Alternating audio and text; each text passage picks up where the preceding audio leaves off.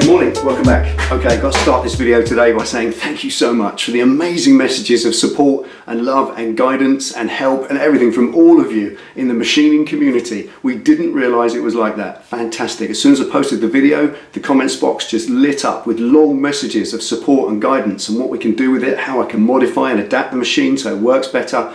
Wow, honestly, thank you so much for that. We've been overwhelmed by it. It took hours just to read through it, let alone to answer as many of them as we could. So thank you for the welcome. This is going to be an amazing journey. I said from the start, I don't know anything about this. I'm a complete novice, hands up, and I'm going to learn not only from YouTube videos, but from as many of you as I possibly can. So thank you for all of your support going forward. It's going to be a fabulous journey and we're really going to enjoy every step of it. But for now, time and tide waits for no man. The fighter build's still there looking at me. I've got to get some stuff done on that today. I'm just going to make a little tail tidy bracket to put the number plate on, and I've got to bolt it to the tail. Obviously, that's why I haven't painted the tail yet. Once that's done, I can paint it, and then paint the tail, and then slap it all back together.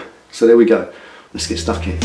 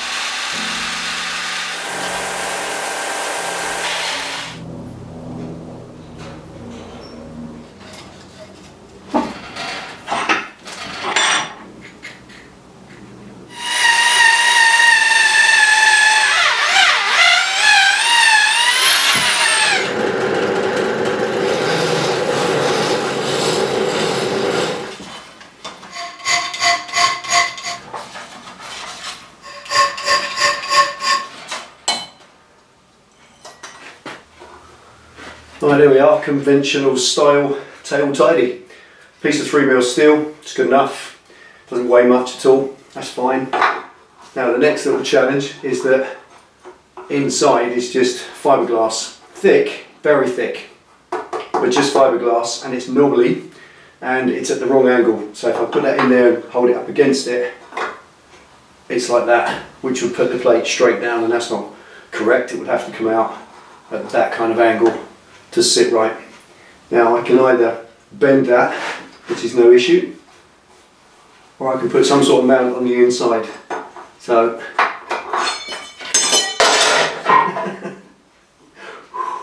no scratches. That's the next challenge. Let's have a noodle out, come up with a cunning plan.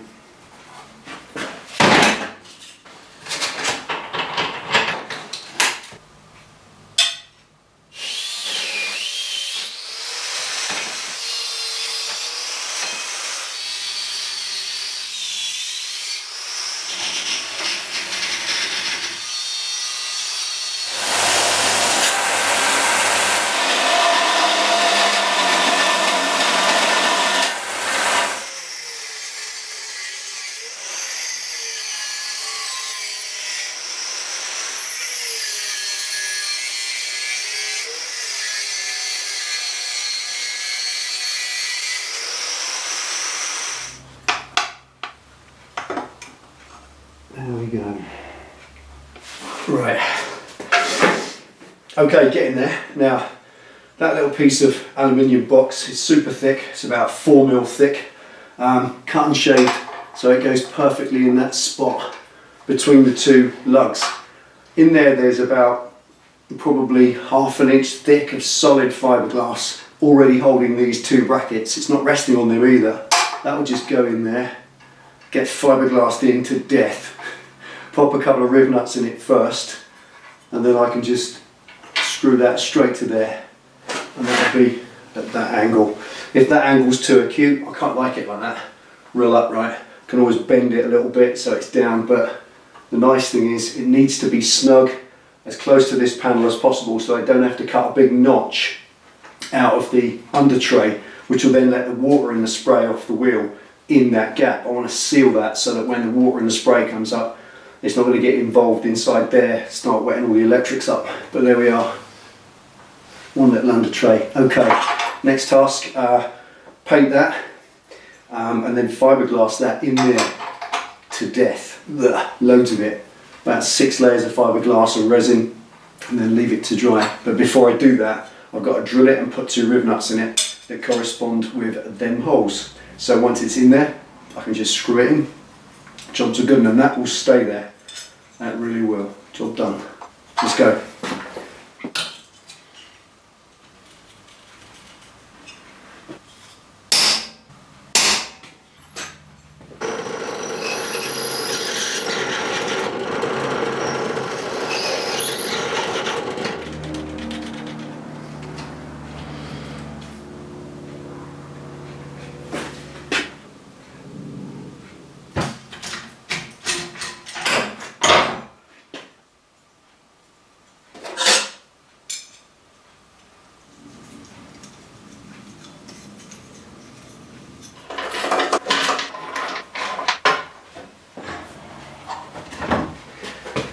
Right, okay, this holds, or will hold, the weight of that, which is, I know, an ounce or 2.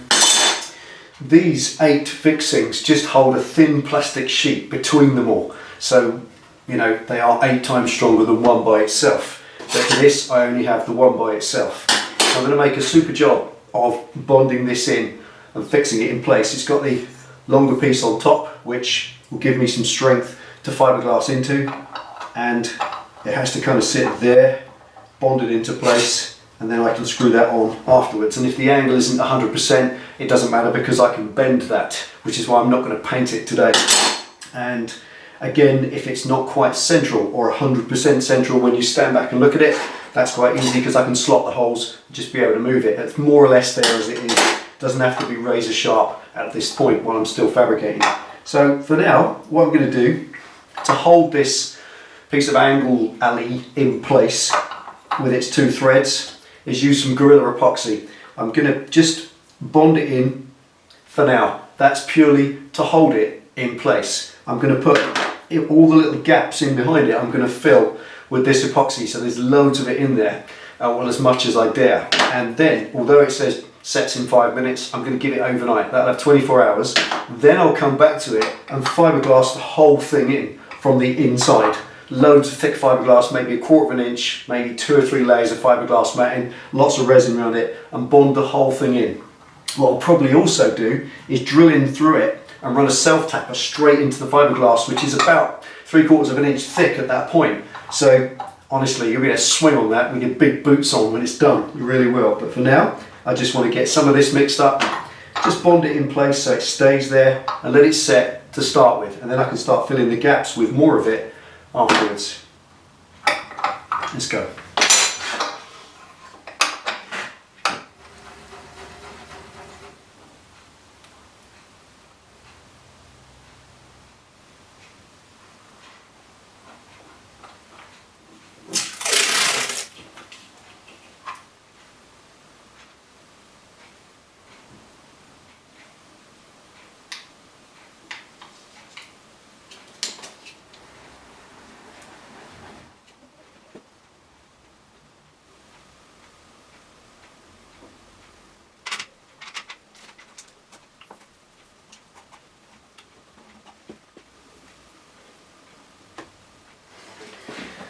Okay, that's it, I'm afraid, for today. I can do no more. The little bracket has got loads of that Gorilla Bond epoxy resin on it.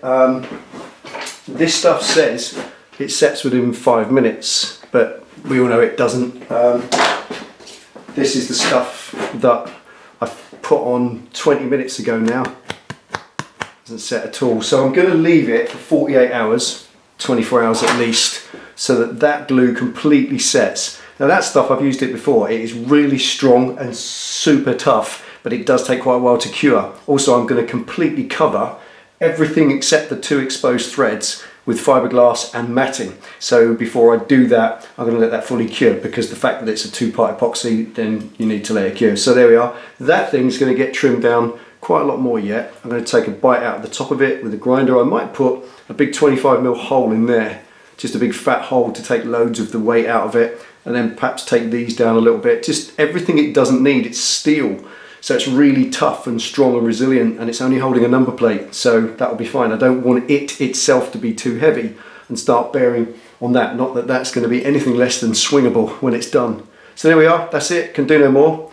Little number plate bracket tail tidy thing, don't know what you call it, but one of them, ready for the number plate. Excellent, thanks for watching, hope you enjoyed that. Back soon with a little bit more. Ride safe, enjoy your week, see you next time.